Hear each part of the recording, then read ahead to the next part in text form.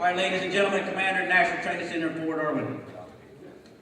Hi, ladies and gentlemen. First off, for those of you who do not know me, my name is Brigadier General Ted Martin. I assumed command of the National Training Center about 2 weeks ago, and I want to thank you for coming here to talk about the effects of sequestration and the possibility of an administrative furlough. I know you have a lot of questions.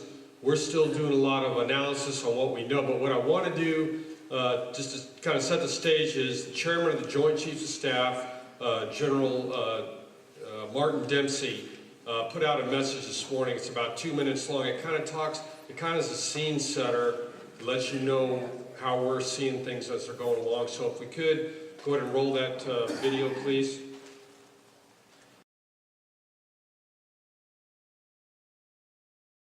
I'm General Marty Dempsey, the 18th Chairman of the Joint Chiefs of Staff, and I'm speaking with you today on the 1st of March 2013 as I've just learned that sequestration has occurred.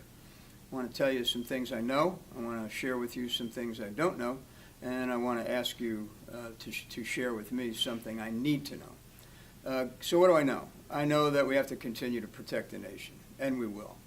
I know that we have to continue to prepare our young men and women who we put in harm's way in places like Afghanistan and Korea, in the Gulf. We have to prepare them. We have to make sure they're well-trained, well-led, and well-equipped. I also know that we have to preserve our readiness for as long as possible. We're going to have to stretch our readiness dollars, and that means that part of the force will be advantaged and part will be disadvantaged. I also want you to know that your leaders are alert. We just came out of a meeting with the Secretary of Defense and with the service chiefs, that is to say the Commandant of the Marine Corps, Chief of Staff of the Army, Air Force, and the Chief of Naval Operations. And we understand the difficult position we're going to place you in. We understand the hardships you may have to suffer. We understand the uncertainty and the anxiety that can bring. But we are committed to leading through this. We're going to lead, and we're going to do that with your help. And that leads me to what I don't know. What I don't know is how long this will last. Our elected officials have options, and they will exercise those options. They could exercise them over the next few weeks, or they could exercise them over the next few months. So we're going to live with uncertainty for a while. And finally, what do I need from you? Stay in touch. Communicate with us. Tell us what's going on. Tell us the effect of the decisions we're making. I admire you a great deal for what you've done in the past, for what you're doing now, and what we're going to ask you to do in the future. I promise you we'll do our best to lead our way through this uncertain time. I'm very proud to serve with you. God bless you, those in harm's way, and your families.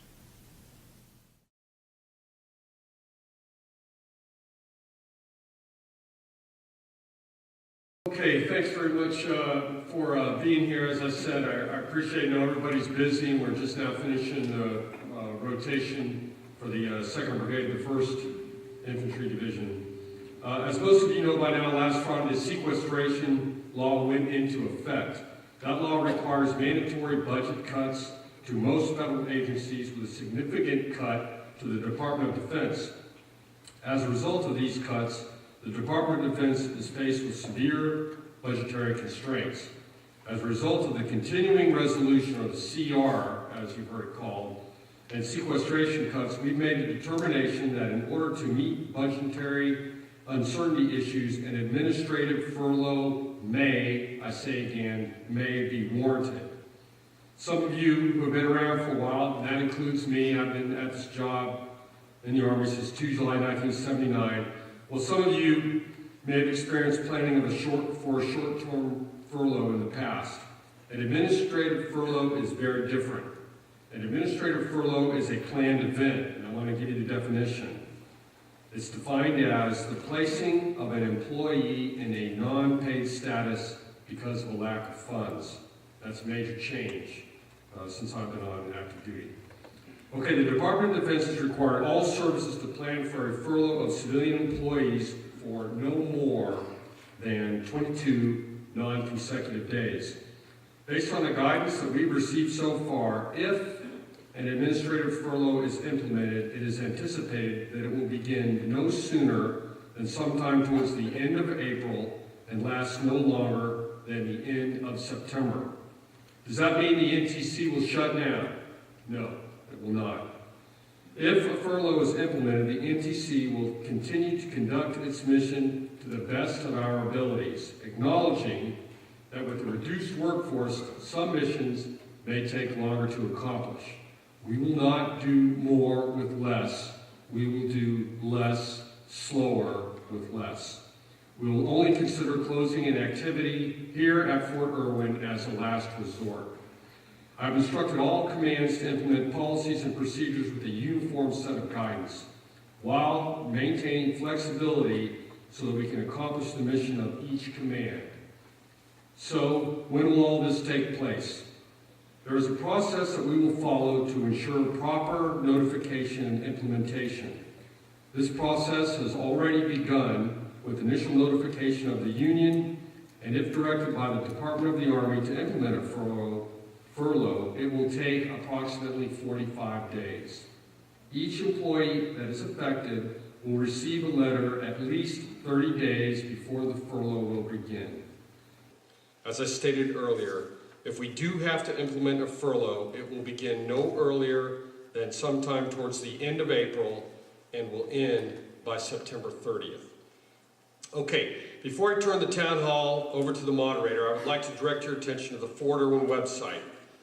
A lot of time and effort has been put into establishing this website so that it will serve as a single point of contact for information concerning both sequestration and the furlough. Our webmaster, Mr. Jason Miller, has done an awesome job of establishing this link and ensuring that the latest information has been placed online. It contains the latest information and guidance that we've received. It has links to videos by Department of Defense officials on the sequestration, as well as the radio spot that I did last week. So you'll always be able to go back and see what we said, and we'll update it as new and better information becomes available. Also on that page is a link for emailing your questions, and this is the most important thing. If you have a question or you hear a rumor, please get to the link and submit the question, or just I heard a rumor that something was going to happen. It will help us out. Maybe you have better information than we do. We'll be able to run down that question, run down that rumor, and hopefully within 48 hours we can turn and give you a solid answer from an approved source. Okay. Please note that all these answers are vetted through all applicable agencies to ensure one unified response that is based on the best information that we have. The next thing I'd like to tell you is you'll notice that we're videotaping this. We're also getting the audio tape because there's a lot of folks that are working right now. They can't make it to this town hall and the one on Wednesday, so we're going to publish this on our webpage as well. If you're uncomfortable asking a question, I understand. Please take an opportunity to hand write your question out and pass it in. It'll be anonymous, and we'll try to get you an answer to it either today or get a solid answer and post it on the web. Okay, what I'd like to do now is I'd like to turn it over to Doc Latham. He's our National Training Center at Fort Irwin G8. He's going to be our moderator. Doc, I'll hand it off to you. Thank you, sir. There we go. Okay. So what I'm going to do introduce now our SMEs that are going to answer the questions that we already have posted on the web. And then we'll go through a timeline. Again, we'll look at the questions we've received to date that have already been posted on the web. We can go back to the website, show you a little bit about how to post your questions. At the end, then we'll open up for Q&A. And the way we'll do Q&A is if you raise your hand, we have two individuals with mics with paddles. When they come to you, they'll raise the paddle so we can identify who has the microphone. Then we'll field the question, and one of the SMEs will take the question, or if it applies to any of the specific ACOMs, the ACOM representatives that are here in the front will answer the question. And then we'll have closing remarks from the CG, and that will basically be it. So I'm going to introduce the panel that we have up here. First, we have Ms. Jackie Denton from CPAC, Mr. Saul Contreras, who's our labor lawyer, Lieutenant Colonel Joe Paulin, who's from the Mission and Installation Contracting Command, and Ms. Joe Malucci from Manpower, who's going to talk on transportation. So if we go to the first question. I'm sorry, the first timeline first. Okay, this is an eye chart, basically, but it shows the timeline that we're on. And those of you can see we're moving along this timeline. The union has been notified. You see where our town halls are, where the employee notification letters should come out. And again, this is all based upon the best information that we have to date. These dates could be flexible depending on how we get information from higher headquarters. Okay, next slide, please. Now we'll start with the questions. And the first question is for the Miscellaneous and Conduct Command. All right, the first question we have is how will sequestration affect our contracted workers? At this point, the effort has been pushed on the. Well, actually, you can read the response now.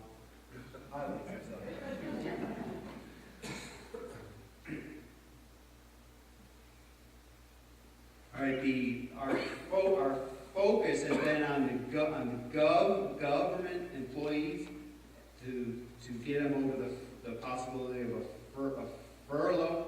The impact on contractors and their employers at this time is unknown because of the funding issues.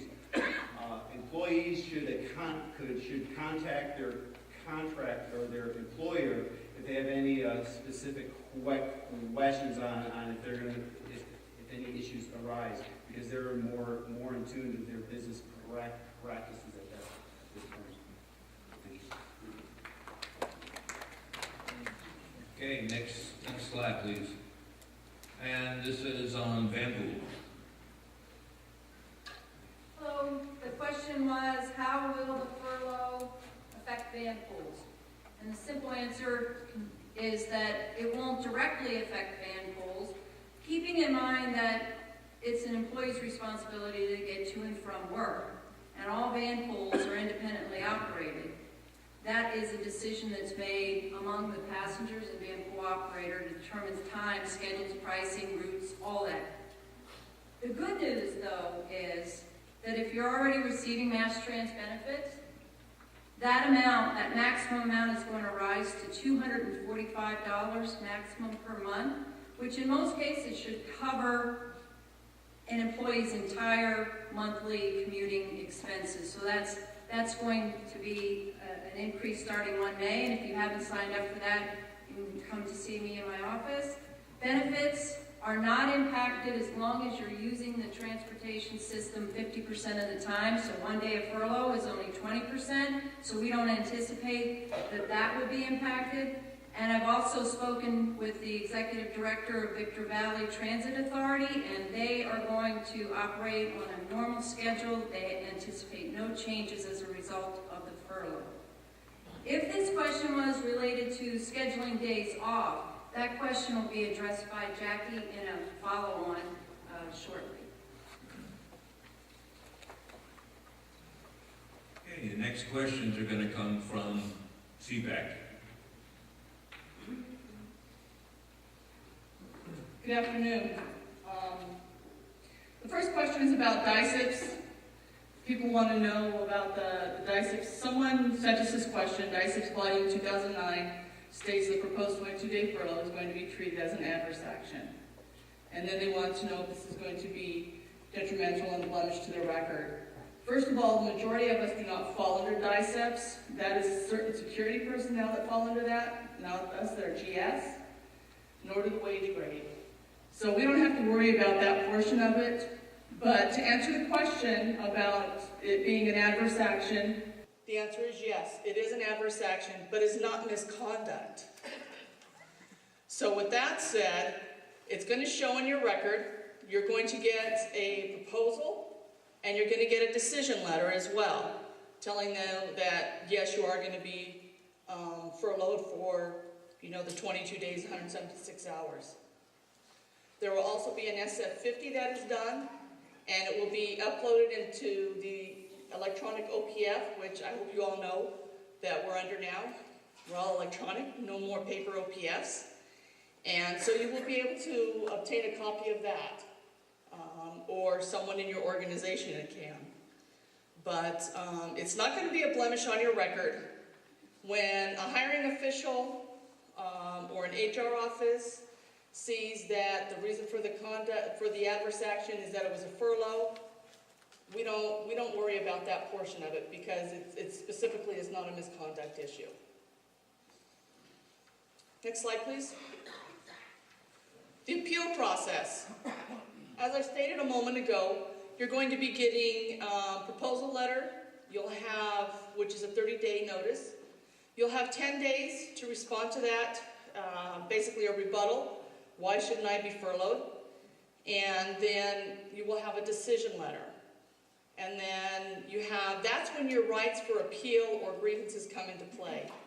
I'm not saying that you can't go and see the union if you're eligible for union representation or find another representative of some sort. But what I am saying is to actually file the grievance or the appeal, and you'll have that information in your decision letter on how to do it. You cannot do that until the furlough actually goes into effect. Next slide, please. Okay, we're going to talk a little bit about scheduling a furlough on a holiday. Well, your planned furlough day falls on a federal holiday, which is a Monday, which we have 2 of those. And will you have to take off Tuesday in the furlough day, and would you just get the holiday off with holiday pay and go to work on Tuesday? Well, you do get the holiday pay with a caveat. You have to work, you'd be in a pay status either the day before or the day after the holiday. So if your furlough day is a Monday, and that happens to be the holiday, you will have your furlough day switched over to Tuesday. But if you worked on Friday, then you do get paid. Can you have the next slide, please? This is just an example for Memorial Day. What we don't want you to do is, since the holiday is on a Monday, we don't want you to have Friday and Tuesday as furlough days, because, 1 day a week. Because if you do that, then you will not get the holiday pay. So our recommendation is not to do it. Next slide, please. Independence Day, the 4th of July, we have the same thing. The 3rd and the 5th, if you're furloughed both of those days, and you have the holiday on the 4th, again, you will not get paid for the holiday pay, because you are not in a pay status either the day before or the day after the holiday. Next slide. And once again with Labor Day, the 30th and then the 3rd. You have to be in a pay status on one of those 2 days to be able to get the holiday pay for the Monday. Next slide. Scheduling your furlough days. Can employees select their own furlough day? Also, can furlough days be changed weekly, or does it have to be by a specific day each week? The employees and managers should be working together to schedule these furlough days. Although, of course, as we know, the ultimate decision is management's, and it's supposed to be based on the mission. As for it being on a specific date each week, that's what we're going to try to do, but there is no guarantee. There is the possibility that today, next week Jackie's furloughed on Monday, and then the following week I have to be furloughed on Wednesday. Again, it has to do with the mission and the requirements.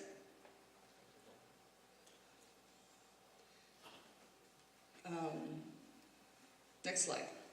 All right, volunteering on a furlough day. As you can see, people want to know if they can volunteer to work. No, you cannot.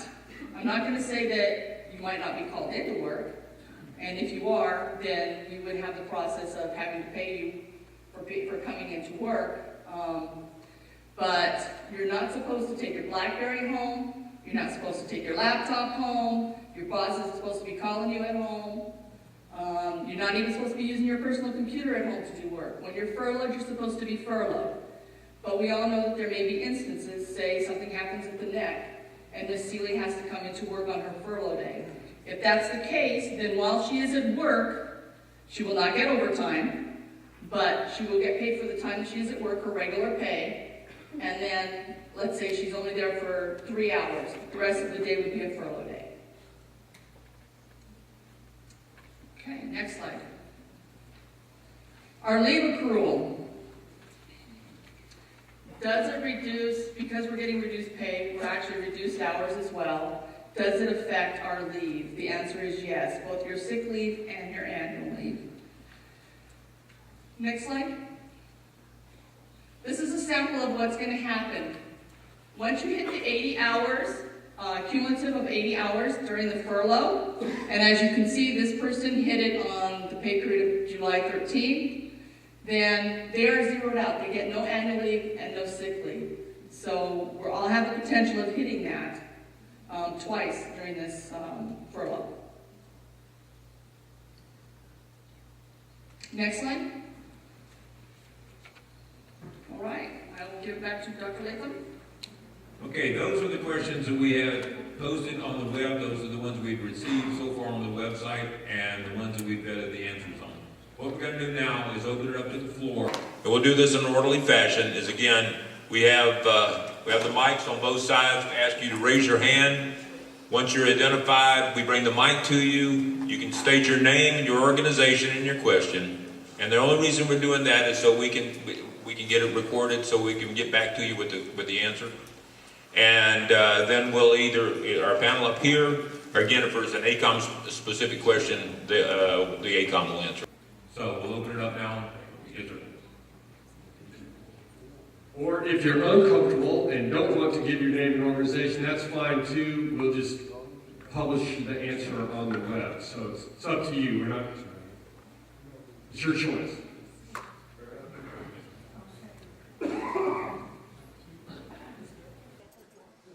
My name is Beverly from Westwood. We keep our RGO during furlough.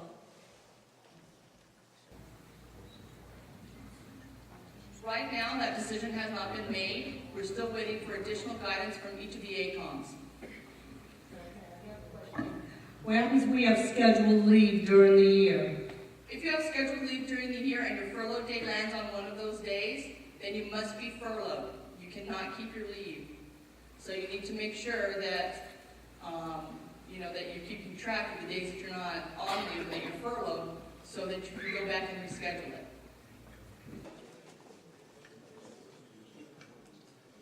If we're COR, should we start to instruct our contractors to go to a 410 schedule or something like that, so they're not working when there's no government available? You knew that was coming. Well, I did, but we're not in the practice of dictating to the contractor how to work as workers. Okay, but it is against our regulations to have them operating in buildings without a... Well, they'll adjust based Okay.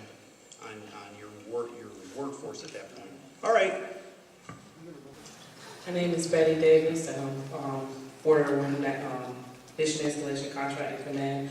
I had a question about your up to 80 hours of we won't get paid. Can you please clarify that again about we won't be getting leave once we hit the 80-hour mark, please?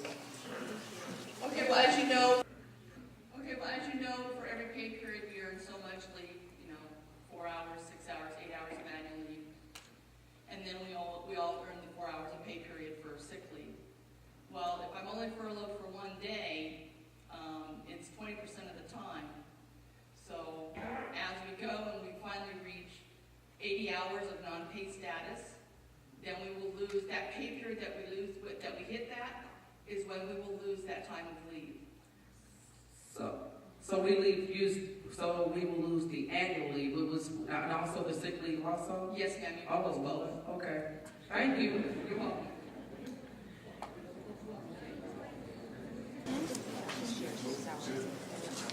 Excuse my voice. Ms. Gonzalez, Deputy G1.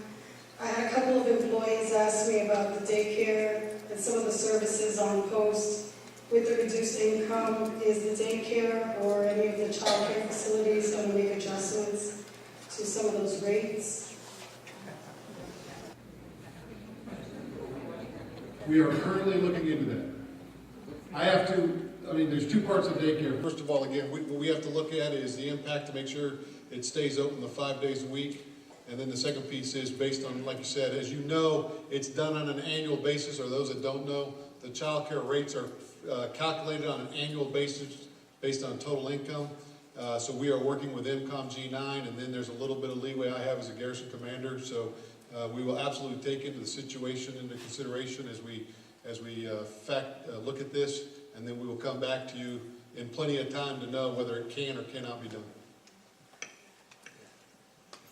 Sir, I heard that we're not allowed to use the libraries or that sort of thing on the furlough days off, but there are certain extenuating circumstances during emergencies like a water line break or something of that nature. What do we do then? Y'all could have punched me last week when we were having ours. No, sorry. Think of that. Yeah. We've got to work through that. DPW has to work through how we can sustain 24/7 operation capability for broken water lines, bad electricity, and all the other things that take place. But we also have to work through how we're going to keep funding our ISSC contract anyway, so we're working through that right now as well. You got something for me too? Didn't ask a single question when I spoke to him. Well, I wasn't in there. How does this affect TSP and our payments in the TSP? So this is the fact sheet that they came out with, and it's just recently been put on the website as of today. So I guess the question is, my question back to you is, what is your question in reference to that? Okay, so basically our 5% drops to our new. Yes, your salary based on, because if you're doing a percentage on your TSP, that, let's say, like if you're doing 5% and your salary drops because of your furlough day, which it will, then your contribution to TSP will also drop. No, but the matching also drops no matter what. So if I up it, so I get 6%, so I'm always above my 5% quote. So if I'm only working 20% less, my matching is going to be 20% less no matter what. Right. Okay. Got it. Because it's based on your salary, on whatever you put in.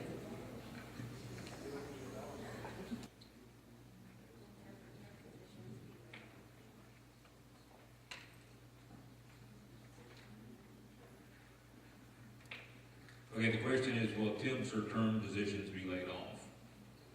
And, well, first off, there's no, nobody is being laid off. I mean, this is a furlough. But then, you want to answer? I'll answer the term portion first. If you have a term that is scheduled to expire between now and 30 September, unless you get an exception from your ACOM, you cannot extend that term. Therefore, if they're scheduled to expire, say, next Friday, then they have to go off the rolls next Friday. If they're a temporary, then you should be looking at terminating them as soon as possible, yes.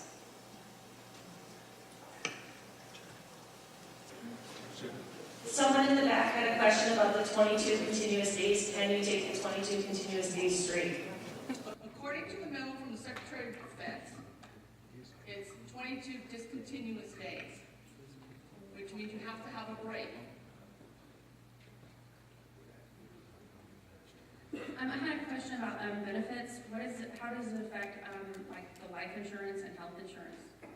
You're still going to be responsible as the employee who has the life insurance and health insurance to pay whatever you've signed up for.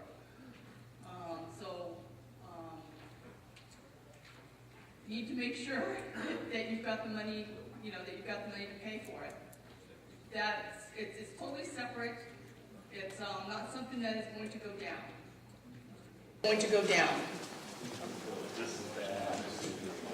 You could.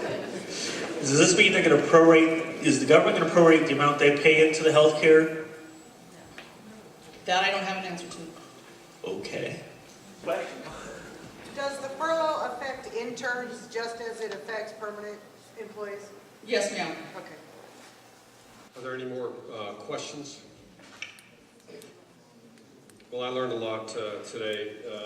Thank you very much for being available.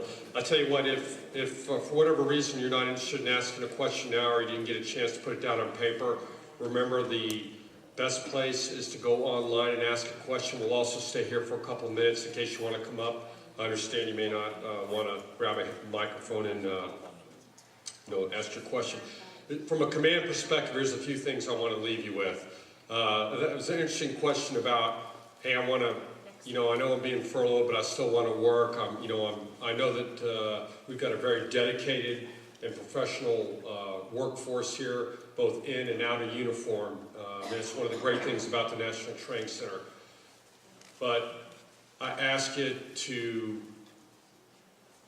if you're furloughed, set the work aside. Set the work aside. We, as a command, have to figure out how to make this work under the constraints the government has given us. So if they're forcing us to furlough, valued members of our team, then I'm going to make my command, the rest of the uniformed force, is going to find a way to either work harder or come in and tell me what we can't do. And I will have no problem telling the Forces Command what I can and cannot do based on the constraints you're giving me. So I appreciate, your enthusiasm, because I know everybody here is on the team, and it is not being disloyal to not work when you're on furlough. So please keep that in mind. Let's see. We've got another town hall meeting on Wednesday. If you think of something, feel free to come back in. I'm also directing the commanders to open up opportunities for the force to attend these conferences, even if it means we have to find a way to get the job done on Wednesday so you can be in here. We're also going to publish this online, so if you can go back and hear what people have to say. Now, just from my perspective, the way I think that we can make this work is we are all dedicated to the mission. I am going to require all of the subordinate commanders to work hand in hand with the people that are affected by this furlough order, should it come to pass, to craft an individual solution to the maximum extent possible so that we can, although we're putting you in this particular situation, we will do our level best to integrate a solution that works as best as it can for both the command in order to accomplish the mission and also to be cognizant of the impact it's having on you. You can be assured that when I write my monthly report to the commanding general, I will, in very stark terms, tell him of the impact it's going to have on every single person in this room, the command, and those that are out working right now that can't be here. I will ensure that they understand that there are faces, behind the raw numbers, and it has a huge impact on everybody here at Fort Irwin, California. Okay, if you have further questions that we didn't address today, please go to the home page. It seems pretty easy to navigate. Click on the furlough tab. You can submit any questions you have there. All questions that we received today, and there was lots of good ones that I hadn't thought of myself, we're going to go ahead and post those on the website, plus the approved answer. In closing, you notice that we're recording today's session. The recording will be posted on the website, so if one of your friends couldn't be here for whatever reason, they can click on that, and we'll have it posted up pretty quick. Okay, I know it's tough times for everybody. I appreciate your patience with me and my staff as we work our way through this. Please know that if we get any information as it becomes available, we're going to put it out as quickly as we can. And if we have to have another time when we all get together, then we'll do that as well. So if there are no alibis. You go back to the last slide. For those of you that don't have web access, here's a telephone number. It's, back up one. No, back up one slide. Sure. It's 760-380-2695. That is a voicemail, and your question will be recorded, and we'll again post your question and the answer on the website, and get back to you as well if you leave your name. Okay. Thank you very much, ladies and gentlemen. Have a great day.